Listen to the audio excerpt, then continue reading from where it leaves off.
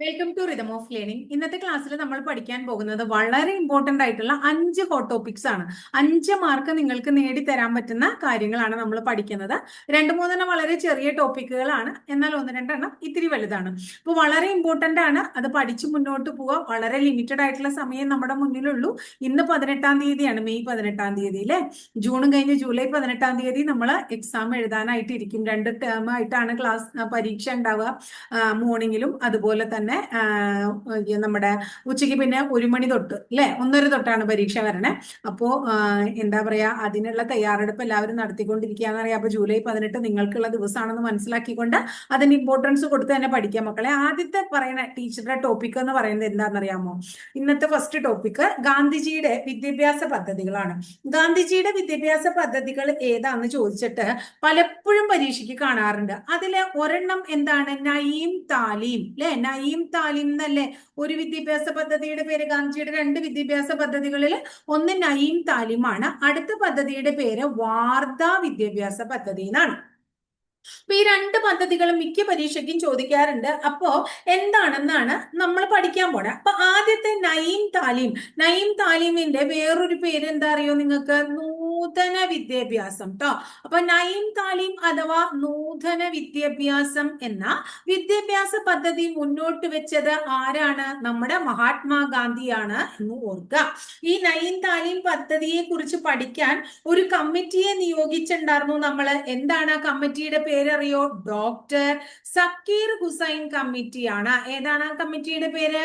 Doctor Zakir Hussain കമ്മിറ്റിയാണ്.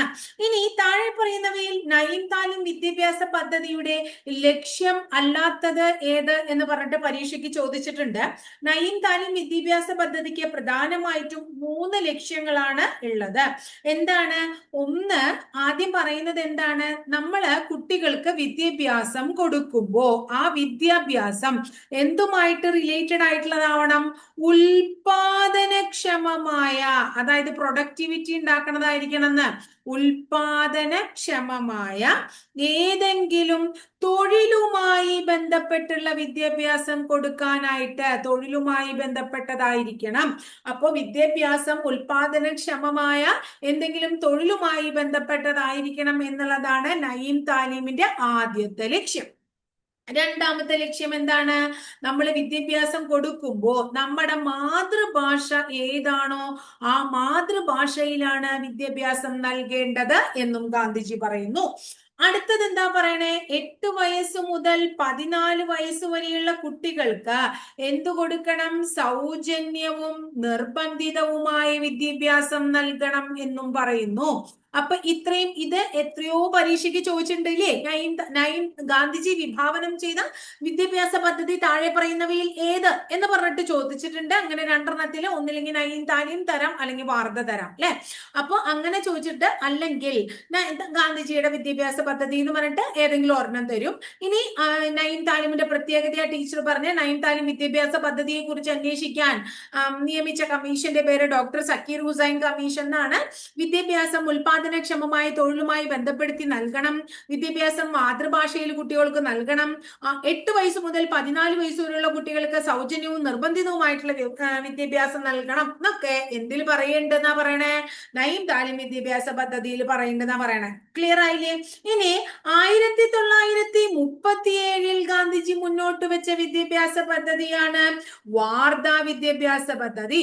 ഈ വാർധ വിദ്യാഭ്യാസ പദ്ധതിയുടെ ലക്ഷ്യം എന്താണ്? തൊഴിലധിഷ്ഠിത വിദ്യാഭ്യാസം. വാർധ വിദ്യാഭ്യാസ പദ്ധതിയുടെ ലക്ഷ്യം എന്താണ്? തൊഴിലധിഷ്ഠിത വിദ്യാഭ്യാസമാണ്. ക്ലിയർ ആയോ മക്കളെ? അപ്പൊ ഇത്രയാണ് നയീം താലീം അഥവാ വാർധ തുടങ്ങിയ വിദ്യാഭ്യാസ പദ്ധതികളെ കുറിച്ച് നമുക്ക് പഠിക്കാനുള്ളത്. അപ്പൊ ഇത്രയേ ഉള്ളൂ ആദ്യത്തെ. രണ്ടാമത്തെ ചോദ്യം എല്ലാ പരീക്ഷയ്ക്കും ഇപ്പൊ കാണുന്ന ഒരു ചോദ്യമാണ്. 2021 കേരളത്തിൽ പുതിയതായി ഉയർന്നു വന്ന രോഗത്തിന്റെ പേരെന്ത്? 2021 കേരളത്തിൽ പുതിയതായി ഉയർന്നു വന്ന രോഗമാണ് സിക്ക എന്ന് പറയുന്ന രോഗം. എന്താണ് സിക്ക? ഈ സിക്ക വൈറസിനെ കുറിച്ച് ആണ് നമുക്ക് ഇനി അടുത്തത് പഠിക്കാനുള്ളത്. അതായത് ഈ സിക്ക എന്ന് പറയുന്നത് ഒരു വൈറസ് രോഗമാണ് എന്ന് ആദ്യം മനസ്സിലാക്കുക. സിക്ക എന്താണ്? വൈറസ് രോഗമാണ്.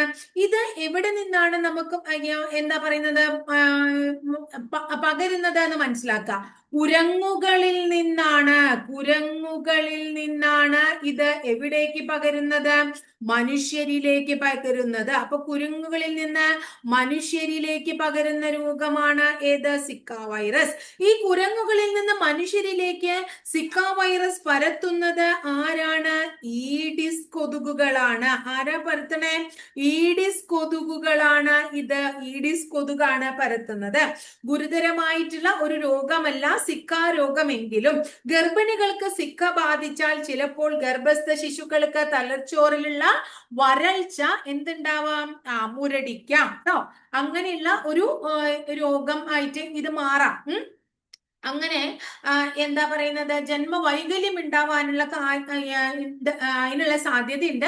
അങ്ങനെ ആ ജന്മവൈകല്യത്തിന് വിളിക്കുന്ന പേരെന്താ അറിയോ നിങ്ങൾക്ക്? മൈക്രോസെഫലി എന്നാണ്. അപ്പൊ മൈക്രോസെഫലി എന്ന ജന്മവൈകല്യം, ഗർഭിണികൾക്ക് ഈ സിക്ക വൈറസ് ബാധിച്ചാൽ മൈക്രോസെഫലി എന്ന ജന്മവൈകല്യം കുട്ടികൾക്ക് ഉണ്ടാവാനുള്ള സാധ്യത കൂടുതലാണ്. ഇന്ത്യയിൽ ആദ്യമായി സിക്ക വൈറസ് എവിടെയാണ് സ്ഥിരീകരിക്കപ്പെട്ടത്? ഗുജറാത്തിലെ അഹമ്മദാബാദിലാണ് ആദ്യമായിട്ട് സിക്ക വൈറസ് സ്ഥിരീകരിക്കപ്പെട്ടത്. ഇത് രണ്ടാമതായിട്ട് സിക്ക വൈറസ് സ്ഥിരീകരിക്കപ്പെട്ടത് എവിടെയാണെന്ന് അറിയോ നിങ്ങൾക്ക്? തമിഴ്നാട്ടിലാണ്. രണ്ടാമത് എവിടെയാ? തമിഴ്നാട്ടിലാണ്. ഇനി സിക്ക വൈറസ് കേരളത്തിൽ ആദ്യമായിട്ട് സ്ഥിരീകരിച്ചത് എവിടെയാണ്? പാറശാലയിലാണ്. പാറശാല തിരുവനന്തപുരം എന്നറിയാലോ എല്ലാവർക്കും. അപ്പൊ ഇത്രയാണ് സിക്ക വൈറസുമായിട്ട് വളരെ ഇമ്പോർട്ടന്റ് ആയിട്ടുള്ളത്. അപ്പൊ സിക്ക വൈറസുമായി ബന്ധപ്പെട്ട് ന്യൂബോൺ ബേബീസിന് ഉണ്ടാവുന്നതാണ് ജന്മവൈകല്യമാണ് മൈക്രോസെഫലി എന്ന് പറഞ്ഞു. എന്നാൽ സിക്ക വൈറസ് മുതിർന്നവരിൽ നമ്മുടെ ആ വൈറസ് നമ്മുടെ ശരീരത്തിലേക്ക് പ്രവേശിക്കുമ്പോൾ മുതിർന്നവരിൽ ഉണ്ടാകുന്ന രോഗത്തിന് എന്ത് പേരിട്ട് വിളിക്കാം? ഗില്ലൻ ബാരി സിൻഡ്രോം. ആ രോഗത്തിന്റെ പേരെന്താണ്? ഗില്ലൻ ബാരി സിൻഡ്രോം എന്നാണ്. അപ്പൊ രണ്ട് ടോപ്പിക്കുകളാണ് നമ്മൾ പഠിച്ചത്. ഒന്നെന്താ പഠിച്ചത്? ആദ്യം ഫസ്റ്റ് നമ്മുടെ ഗാന്ധിജി വിഭാവനം ചെയ്തിട്ടുള്ള വിദ്യാഭ്യാസ പദ്ധതി. രണ്ടാമത് നമ്മൾ എന്താ പഠിച്ചത്? സിക്ക വൈറസിനെ കുറിച്ച് പഠിച്ചു. ഇനി മൂന്നാമത് നമ്മൾ ചില എന്താ പറയുന്നത് വിപ്ലവങ്ങള് അല്ലെങ്കിൽ ചില പ്രധാനപ്പെട്ട പ്രക്ഷോഭങ്ങള് കേരളത്തിൽ നടന്നതുണ്ട്. അതിന് നേതൃത്വം നൽകിയത് ആര് എന്ന് എപ്പോഴും പരീക്ഷയ്ക്ക് ചോദിക്കാറുണ്ട്. അതാണ് നമ്മൾ പഠിക്കുന്നത്.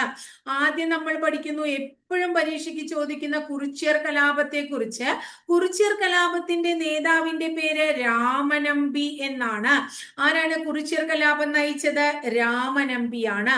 അടുത്തത് എപ്പോഴും നമുക്ക് അറിയുന്ന ഒരു ചോദ്യം തന്നെയാണ് പഴശ്ശി വിപ്ലവം.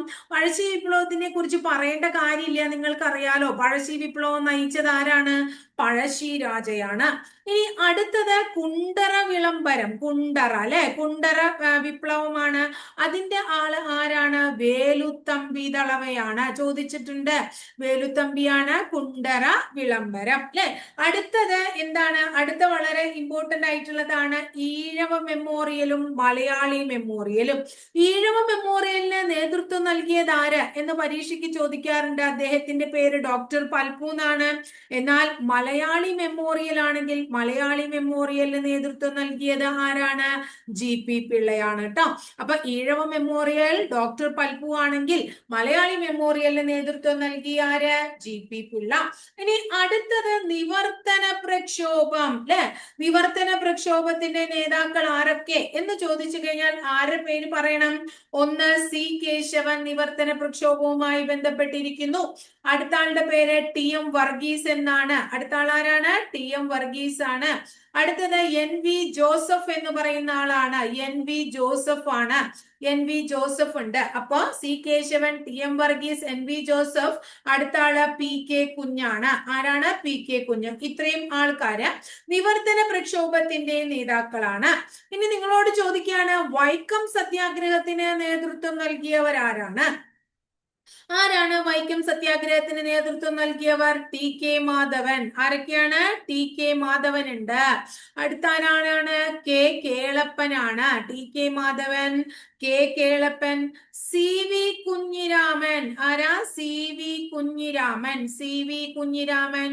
അടുത്തത് KP കേശവമേനോൻ, KP കേശവമേനോൻ. ഇവരൊക്കെ തന്നെ എന്തിന് നേതൃത്വം നൽകിയവരാണ്? വൈക്കം സത്യാഗ്രഹത്തിന് നേതൃത്വം നൽകിയ വ്യക്തികളാണ്.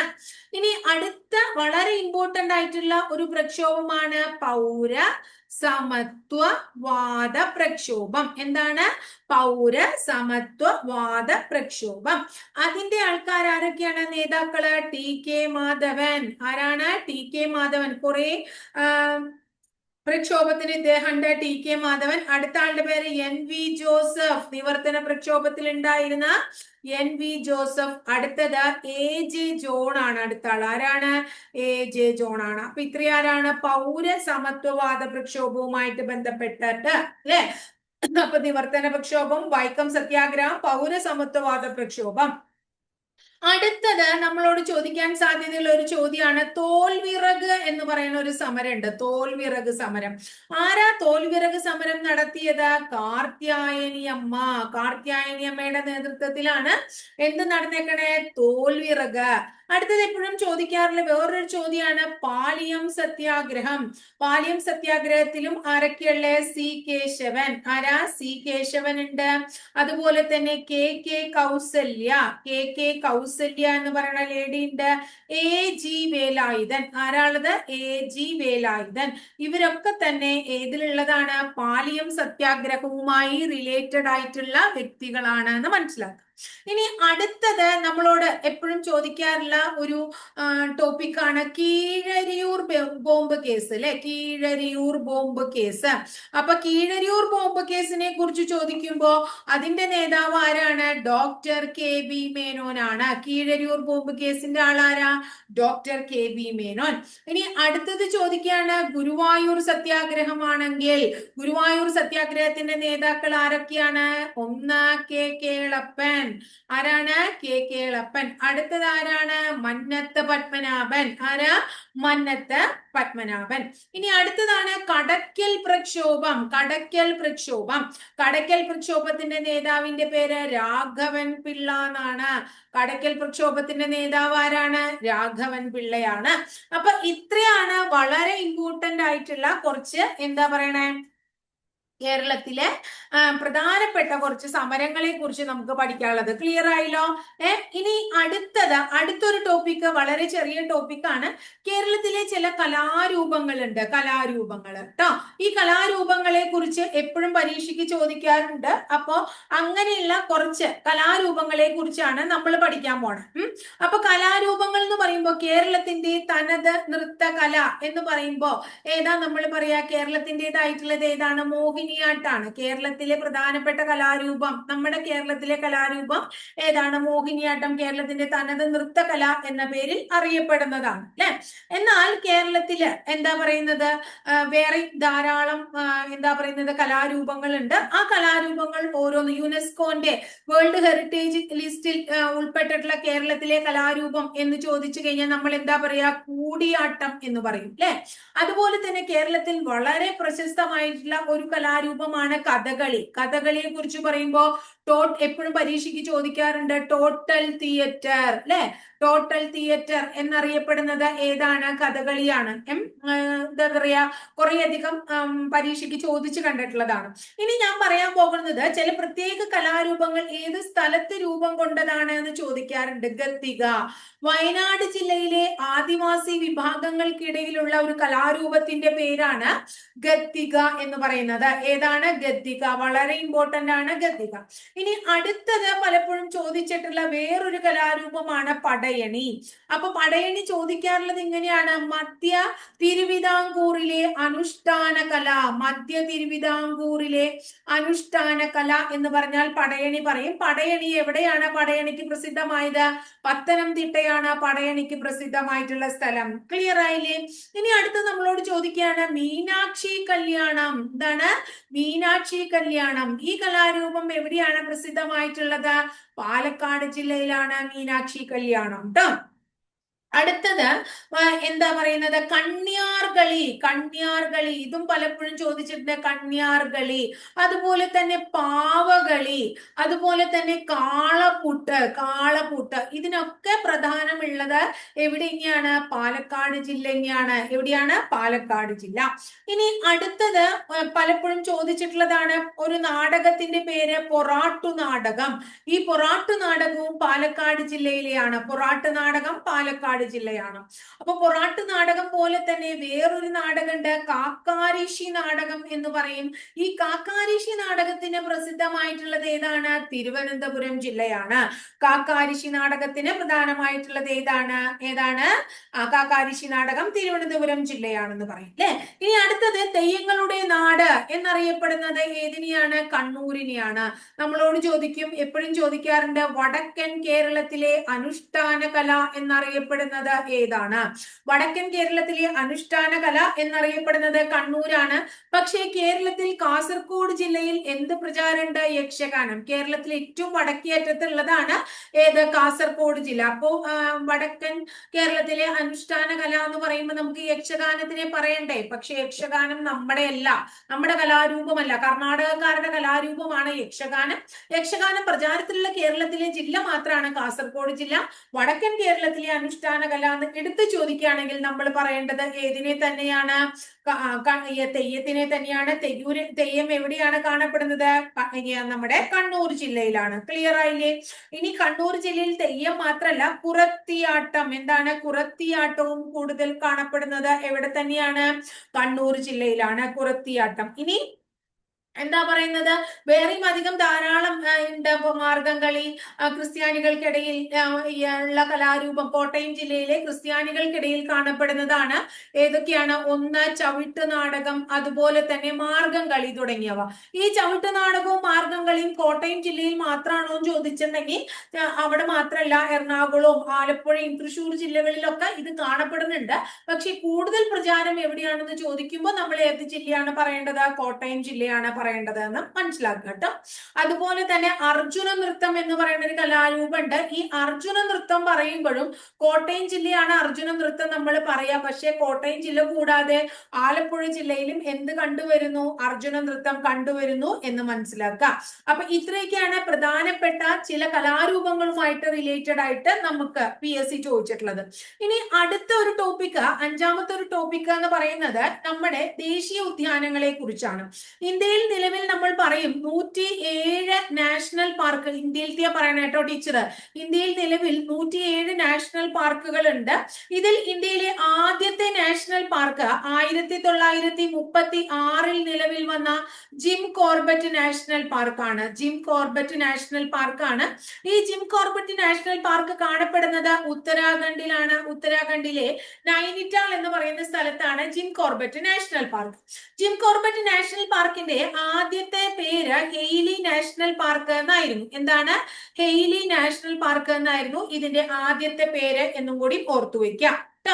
ഇനി അടുത്തത് രാംഗംഗ നാഷണൽ പാർക്ക് എന്ന പേരിൽ അറിയപ്പെടുന്നതും എന്തുതന്നെയാണ്? ജിം കോർബറ്റ് നാഷണൽ പാർക്കാണ്. ഇന്ത്യയിൽ ഏറ്റവും കൂടുതൽ നാഷണൽ പാർക്കുകൾ ഉള്ളത് എവിടെയാണെന്ന് ചോദിച്ചു കഴിഞ്ഞാൽ മധ്യപ്രദേശിലും.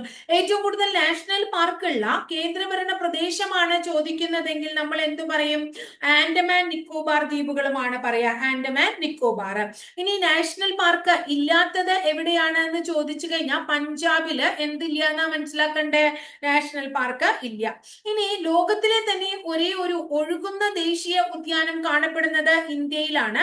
അതിന്റെ പേര് എന്താണ്? കെയ്ബുൾ ലംജാവോ എന്നാണ്. കെയ്ബുൾ ലംജാവോ. ഇത് കാണപ്പെടുന്നത് കെയ്ബുൾ ലംജാവോ. ഇത് കാണപ്പെടുന്നത് മണിപ്പൂരിലാണ്. മണിപ്പൂരിൽ ഒരു തടാകം ഉണ്ട്. ആ തടാകത്തിന്റെ പേര് ലോക്തക് തടാകം എന്നാണ്. അവിടെയാണ് ഇത് കാണപ്പെടുന്നത്. ഇത്രയും കാര്യം ക്ലിയർ ആയില്ലേ? ഇനി പ്രധാനപ്പെട്ട ഇന്ത്യയിലെ കുറച്ച് ദേശീയ ഉദ്യാനങ്ങളുടെ പേര് നമ്മൾ പഠിക്കണം. കേരളത്തിലെ ദേശീയോദ്യാനങ്ങൾ മുഴുവൻ നമ്മൾ പഠിച്ചതായതുകൊണ്ട് കേരളം ഒഴികെയുള്ള പ്രധാനപ്പെട്ട സംസ്ഥാനങ്ങളിലെ ദേശീയോദ്യാനങ്ങൾ നമുക്ക് പഠിക്കാം. ആദ്യം നമ്മൾ പഠിക്കാൻ പോകുന്നത് ആന്ധ്രാപ്രദേശിലെയാണ്. ആന്ധ്രാപ്രദേശിലാണ് രാജീവ് ഗാന്ധി നാഷണൽ പാർക്ക്. അപ്പൊ രാജീവ് ഗാന്ധി നാഷണൽ പാർക്ക് സ്ഥിതി ചെയ്യുന്നത് എവിടെയാണ്? ആന്ധ്രാപ്രദേശിലാണ്. അവിടുത്തെ വേറൊരെണ്ണാണ് ശ്രീ വെങ്കിടേശ്വര. അപ്പൊ ശ്രീ വെങ്കിടേശ്വര അതുപോലെ തന്നെ രാജീവ് ഗാന്ധി നാഷണൽ പാർക്കുകൾ എവിടെ കാണപ്പെടുന്നു? ആന്ധ്രാപ്രദേശിൽ കാണപ്പെടുന്നു എന്ന് മനസ്സിലാക്കുക. ക്ലിയർ ആയില്ലേ? ഇനി അസമിൽ കാണപ്പെടുന്നതാണ് അസം. അസമിൽ പ്രധാനപ്പെട്ടതാണ് ഒന്ന് കാസിരംഗ നാഷണൽ പാർക്ക്, അടുത്തത് മനാസ് എന്ന് പറയുന്ന നാഷണൽ പാർക്ക്, അടുത്തത് ദിബ്രു സെക്കോവ എന്ന് പറയുന്നത് ദിബ്രു സെക്കോവ. ഇതൊക്കെ തന്നെ പരീക്ഷയ്ക്ക് ചോദിച്ചിട്ടുള്ളതാണ്. കാസിരംഗ ഒറ്റക്കൊമ്പൻ കണ്ടാമൃഗങ്ങൾക്ക് പ്രസിദ്ധമായ കാസിരംഗ നാഷണൽ പാർക്ക് കേട്ടോ. അതുപോലെ തന്നെ മനാസ് നാഷണൽ പാർക്ക്, അതുപോലെ തന്നെ ദിബ്രു സെക്കോവ നാഷണൽ പാർക്ക് തുടങ്ങിയവ അസാമിലാണ്. ഇനി അടുത്തത് അരുണാചൽ പ്രദേശിലെ നാഷണൽ പാർക്കുകൾ. പ്രധാനപ്പെട്ട അരുണാചൽ പ്രദേശിലെ നാഷണൽ പാർക്കുകളിൽ ഒന്ന് എന്താണ്? നാദംഫ നാഷണൽ പാർക്ക്, നാദംഫ. അടുത്തത് മൗലിംഗ് നാഷണൽ പാർക്ക്, മൗലിംഗ്. ഇത് രണ്ടും എവിടെയാണ്? അരുണാചൽ പ്രദേശിലാണ്. ഇനി ചോദിച്ചിട്ടുള്ളത് ഏറ്റവും ഇമ്പോർട്ടന്റ് ബീഹാറിലെ ഒരെണ്ണമാണ് വാൽമീകി നാഷണൽ പാർക്ക്. എവിടെയാണ്? ബീഹാറിലാണ്. വാൽമീകി നാഷണൽ പാർക്ക് ബീഹാറിലാണ്. ക്ലിയർ ആയില്ലേ? അടുത്തത് ചോദിച്ചിട്ടുണ്ട് ഇന്ദ്രാവതി എന്ന് പറയുന്ന ഒരു നാഷണൽ പാർക്കിനെ കുറിച്ച്. ഇന്ദ്രാവതി നാഷണൽ പാർക്ക് കാണപ്പെടുന്നത് ഛത്തീസ്ഗഡിലാണ്. അപ്പൊ ഛത്തീസ്ഗഡിലാണ് ഇന്ദ്രാവതി നാഷണൽ പാർക്ക്. എവിടെയാണ്? ഛത്തീസ്ഗഡില്. ഇനി അടുത്തത് ഗിർ നാഷണൽ പാർക്ക്, അല്ലെങ്കിൽ എന്താ പറയാ, വേറൊരെണ്ണം കൂടി ഉണ്ട്, മറൈൻ നാഷണൽ പാർക്ക് പറയും, അല്ലെങ്കിൽ അതിനെ ഗൾഫ് ഓഫ് കച്ച് എന്ന് പറയും. എന്താണ്? Gulf of Kutch. ഇത് രണ്ടും ഗിറിൽ ധാരാളം എന്താ കാണപ്പെടുന്നത്? സിംഹങ്ങളെ കാണപ്പെടുന്നതാണ്. അപ്പൊ ഇത് രണ്ടും കാണപ്പെടുന്നത് എവിടെയാണ്? ഗുജറാത്തിലാണ്. ക്ലിയർ ആയില്ലേ? അടുത്തത് സുൽത്താൻപൂർ, പരീക്ഷയ്ക്ക് ചോദിച്ചിട്ടുള്ളതാണ് Sultanpur National Park. Sultanpur National Park എവിടെയാണ് എന്ന് ചോദിച്ചാൽ ഹരിയാനയാണ് ഉത്തരം പറയേണ്ടത്, ഹരിയാന ട്ടോ. ഇനി അടുത്തത് ഗ്രേറ്റ് ഹിമാലയൻ നാഷണൽ പാർക്ക്.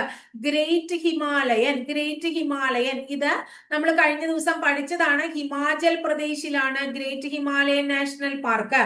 എന്താണ്? ഹിമാചൽ പ്രദേശില്. വളരെ ഇമ്പോർട്ടന്റ് ആണ്. അടുത്തത് നോക്കൂ, ബന്ദിപ്പൂർ നാഷണൽ പാർക്ക്. ബന്ദിപ്പൂർ എവിടെയാണ്? കർണാടകയാണ്. ബന്ദിപ്പൂർ കർണാടക. അതുപോലെ തന്നെ നാഗർഹോള നാഷണൽ പാർക്ക്.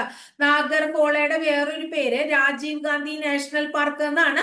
രണ്ട് കണ്ടാലും എവിടെ എഴുതണ്ടേ? കർണാടകയാണ്. ഇനി അടുത്തത് ബന്നാർഘട്ട നാഷണൽ പാർക്ക്. എന്താണ്? ബന്നാർഘട്ട നാഷണൽ പാർക്ക് ട്ടോ. അപ്പൊ ബന്ദിപ്പൂര്, നാഗർഹോള, ബന്നാർഘട്ട. അതുപോലെ തന്നെ ഒരെണ്ണം കൂടി പറഞ്ഞു, അൻഷി നാഷണൽ പാർക്ക്. ഏതാണ്? അൻഷി. ഇതൊക്കെ എവിടെയാണ്? കർണാടകയിലാണ്. ഇനി അടുത്തത് കൻഹ നാഷണൽ പാർക്ക്, കൻഹ. അതുപോലെ തന്നെ മാധവ് നാഷണൽ പാർക്ക്. ഏതാണ്? Madhav National Park. പന്ന. ഏതാണ്? Panna National Park. അടുത്തത് കുനോ, PSC ഏറ്റവും കൂടുതൽ ഇപ്പോ ആവർത്തിച്ചു ചോദിക്കുന്ന കുനോ നാഷണൽ പാർക്ക്. ക്ലിയർ ആയോ? അതുപോലെ തന്നെ പെഞ്ച്. എന്താണ്? Pench national park. പെഞ്ചിന് വേറൊരു പേരും കൂടി ഉണ്ട്, ഇന്ദിരാ പ്രിയദർശിനി. ഇന്ദിരാ പ്രിയദർശിനി അഥവാ പെഞ്ച് നാഷണൽ പാർക്ക് ട്ടോ. അതുപോലെ തന്നെ എന്താ പറയണ്ടേ, നമ്മുടെ ഈ മാധവ് നാഷണൽ, അത് പറഞ്ഞു അല്ലെ, മാധവ്. ബന്ധവഗഡ് national Park. ഏതാണ്? ബന്ധവഗഡ് നാഷണൽ പാർക്ക്. ഇത്രയും നാഷണൽ പാർക്കുകൾ എവിടെയാണ്? മധ്യപ്രദേശിൽ. ഇനിയുമുണ്ട്, വളരെ ഇമ്പോർട്ടന്റ് ആയിട്ടുള്ളത് മാത്രമേ ടീച്ചർ പറഞ്ഞിട്ടുള്ളൂ. ഇതൊക്കെ എവിടെയാ കാണപ്പെടുന്നത്? മധ്യപ്രദേശിൽ കാണപ്പെടുന്ന നാഷണൽ പാർക്കുകളാണ് എന്ന് ഓർക്കുക. ഇനി അടുത്തത് നമ്മൾ നേരത്തെ പറഞ്ഞതാണ് കെയ്ബുൾ ലഞ്ചാവോ. അത് ഒരു ഒഴുകുന്ന ദേശീയോദ്യാനാണ്, മണിപ്പൂരിലാണ് എന്നുള്ളത് അല്ലെ. ഇനി അടുത്തത് നോക്കൂ, നൊക്രക് എന്നാണ് അതിന്റെ പേര്. എന്താണ്? നോക്രക് എന്നാണ് പേര്. നോക്രക് നാഷണൽ പാർക്ക് എവിടെയാണ്? നോക്രക് മേഘാലയയിലാണ്. നോക്രക് നാഷണൽ പാർക്ക് എവിടെയാണ്? മേഘാലയ. അടുത്ത നാഷണൽ പാർക്കിന്റെ പ്രധാനപ്പെട്ടതാണ് തഡോബ നാഷണൽ പാർക്ക്. അതുപോലെ തന്നെ സഞ്ജയ് ഗാന്ധി നാഷണൽ പാർക്ക്. ഈ രണ്ട് നാഷണൽ പാർക്കുകളും കാണപ്പെടുന്നത് എവിടെയാണ്? മഹാരാഷ്ട്രയിലാണ്. തഡോബയും സഞ്ജയ് ഗാന്ധിയും എവിടെ കാണപ്പെടുന്നു? മഹാരാഷ്ട്ര. അടുത്തത് നോക്കൂ, ഇന്താങ്കി എന്നാണ് നാഷണൽ പാർക്കിന്റെ പേര്. ഇന്താങ്കി നാഷണൽ പാർക്ക് നാഗാലാൻഡിലാണ്. നാഗാലാൻഡ്. PSC ധാരാളം ആവർത്തിച്ചിട്ടുള്ള വേറൊരു നാഷണൽ പാർക്കാണ് സിംലിപാൽ. സിംലിപാൽ എവിടെയാണ്? ഒഡീഷയിലാണ്. സിംലിപാൽ നാഷണൽ പാർക്ക് എവിടെയാണ്? ഒഡീഷയിലാണ് സിംലിപാൽ. ഇനി അടുത്തത് ചോദിച്ചിട്ടുള്ളത് ഒന്ന് സുന്ദർബൻ. എല്ലാവർക്കും അറിയാവുന്നതും എപ്പോഴും ആവർത്തിക്കുന്നതുമായ സുന്ദർബൻ എവിടെയാണെന്ന് അറിയാം നിങ്ങൾക്ക്. വെസ്റ്റ് ബംഗാളിലാണ്. അതുപോലെ തന്നെ അവിടുത്തെ ബുക്സയും ഓർത്തു വയ്ക്കുക. ബുക്സ, സുന്ദർബൻ, ബുക്സ തുടങ്ങിയവ വെസ്റ്റ് ബംഗാളിലെ നാഷണൽ പാർക്കുകളാണ്. ഇനി അടുത്തത് നോക്കൂ, വളരെ ഇമ്പോർട്ടന്റ് ആയിട്ടുള്ള രത്തംബോർ. എവിടെയാണ് രത്തംബോർ? രത്തംബോർ രാജസ്ഥാനിലാണ്. അടുത്തത് കിയോലാദിയോ. എന്താണ് കിയോലാദിയോ? ചോദിച്ചിട്ടുണ്ട്. കിയോലാദിയോ രാജസ്ഥാൻ. അടുത്തത് ചോദിച്ചിട്ടുണ്ട് സരിസ്ക. അതും എവിടെ തന്നെയാണ്? രാജസ്ഥാൻ ട്ടോ. അപ്പൊ ഇത് മൂന്നും രാജസ്ഥാനിലാണ്. പിന്നെ നമുക്ക് എല്ലാവർക്കും അറിയാവുന്ന ഒരു നാഷണൽ പാർക്കാണ് കാഞ്ചൻജംഗ. കാഞ്ചൻജംഗ എവിടെയാ മക്കളെ? സിക്കിമിലാണ്. കാഞ്ചൻജംഗ നാഷണൽ പാർക്ക് എവിടെയാ? സിക്കിമിലാണ്. ഇനി അടുത്തത് നോക്കൂ, മുതുമലൈ നാഷണൽ പാർക്ക്. മുതുമലൈ വയനാട് വന്യജീവി സങ്കേതവുമായിട്ട് അതിർത്തി പങ്കിടുന്നു. തമിഴ്നാട്ടിലെ പഠിച്ചിട്ടുണ്ട് അല്ലെ. അതുപോലെ തന്നെ ഗിണ്ടി നാഷണൽ പാർക്ക്.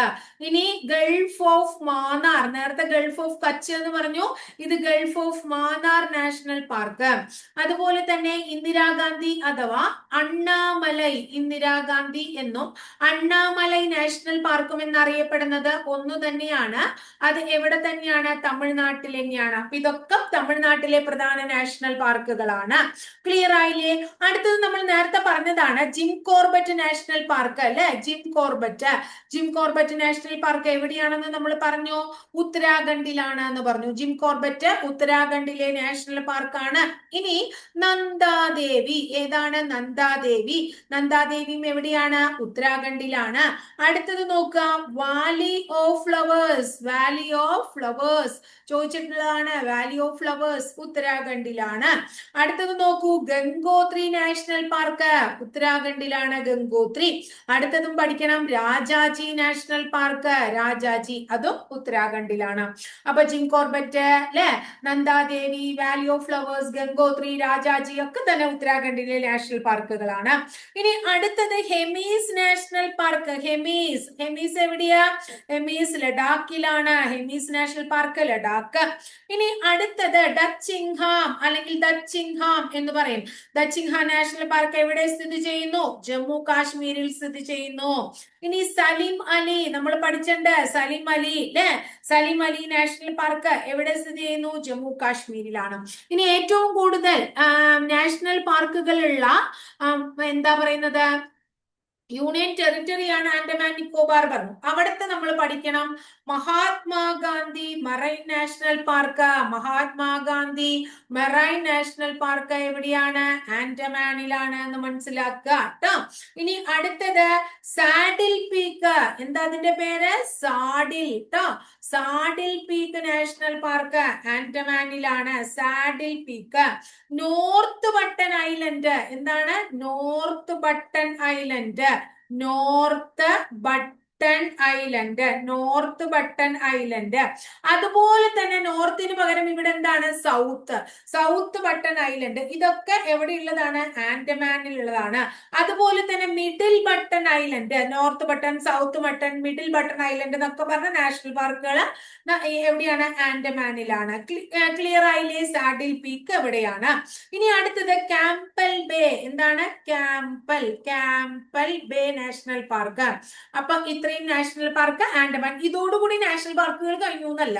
പ്രധാനപ്പെട്ട ഏറ്റവും പ്രധാനപ്പെട്ട എന്നും ചോദിക്കാൻ സാധ്യതയുള്ള പ്രധാനപ്പെട്ട കറണ്ടുമായിട്ട് റിലേറ്റഡ് ആയിട്ട് ചോദിക്കാൻ സാധ്യതയുള്ളതാണ് നമ്മളിവിടെ പഠിച്ചത്. അപ്പൊ 5 ടോപ്പിക്ക് പഠിച്ചു. ഉറപ്പാണ് മക്കളെ ഇതിൽ നിന്നും 5 മാർക്ക് നമുക്ക് നേടാം എന്നുള്ളത്. അതിൽ യാതൊരുവിധ സംശയമില്ല. അപ്പൊ അതിന്റെ ഗൗരവം മനസ്സിലാക്കി പഠിച്ചു മുന്നോട്ട് പോവാട്ടോ.